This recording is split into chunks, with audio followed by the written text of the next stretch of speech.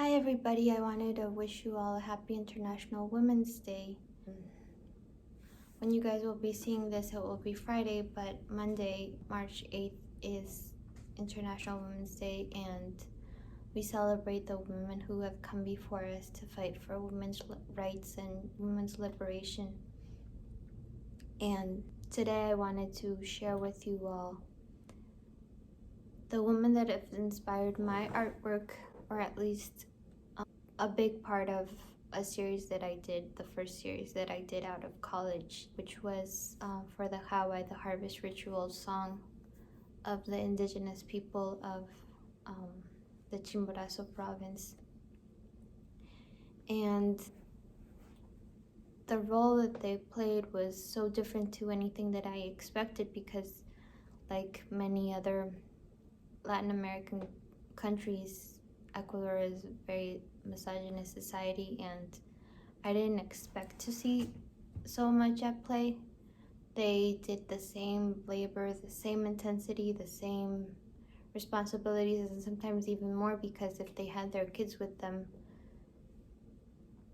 they were usually working conditions where the fields were literally perpendicular to the floor, and they were climbing them and cutting at the same time and carrying the barley or the wheat, whatever they were harvesting. They would have to do all of this, but the important thing, I think, and the beautiful thing of it is the camaraderie of it all. And historically, the women were also the providers and the ones that would put themselves at risk. There's this group that was called the Chaladores, who were the ones that would sneak part of the harvest that was, disregarded or left over from the product that they harvested for the landowners, for the Spaniards.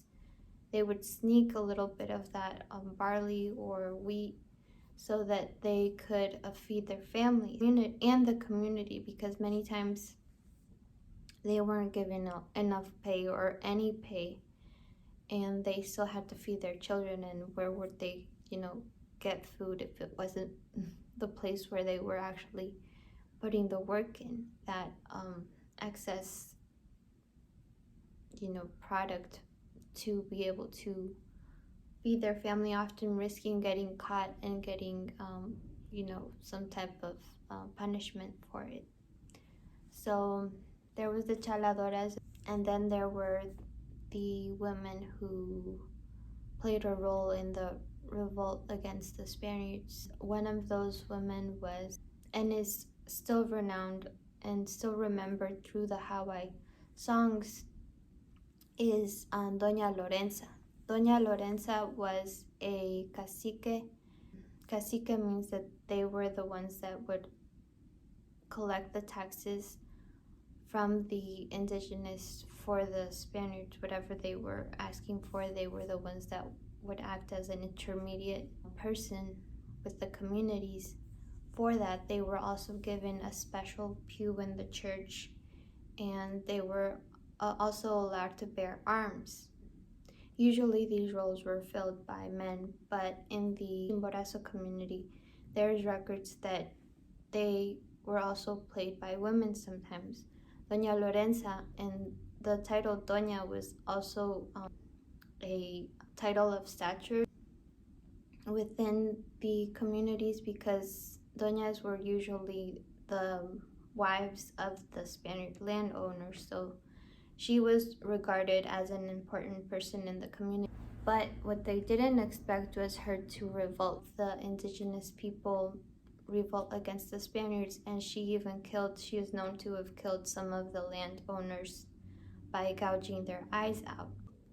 After Doña Lorenza killed those Spaniard hacienda owners, she was also murdered for her acts, and her death was used as an example to discourage the revolts among the indigenous communities. She died in 1850, and she's celebrated through these songs, but over history, her image has also been distorted, and she is sometimes regarded as the witch. it's probably because the Spaniards were trying to discourage any type of revolt against their establishment of, imposing and enslaving the indigenous people. The true and remarkable thing about it all is that she still lives on in these songs, and that's the beautiful thing about the Jahuay and all of the history that it contains, because it's more than 500 years old and it was being lost. And I try to portray this in the paintings that I did of this series, because it's one of the things that was so remarkable, their generosity of the little that they had and all that they did for us while we were even there.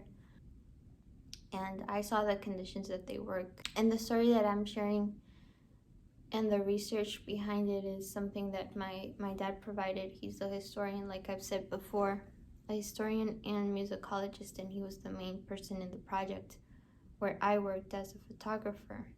One of the reasons that the harvest ritual and the song was not being passed down and is in danger of completely disappearing is because there have been a lot of changes in agricultural machinery, people emigrating to cities, abandoning crops and fields, and also the influence of religion. A lot of these religious groups discourage the singing because they say that it's demonic and,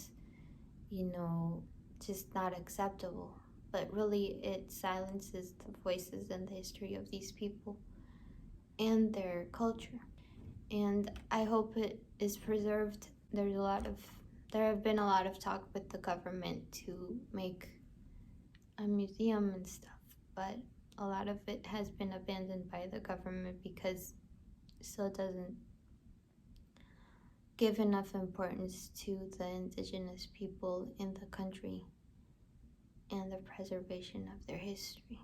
Anyway, I wanted to share with you guys that story and that section about my paintings because I think that it's important to uplift and preserve and support the women who have made history, who have gone against the grain, who have challenged convention, and who have brought change for all of us still living today. I know there's a lot to be done. I hope you celebrate the women in your life and you celebrate yourself if you are a woman, and you uplift the women that you know. I wish you the best. I love you. Stay safe and see you next time.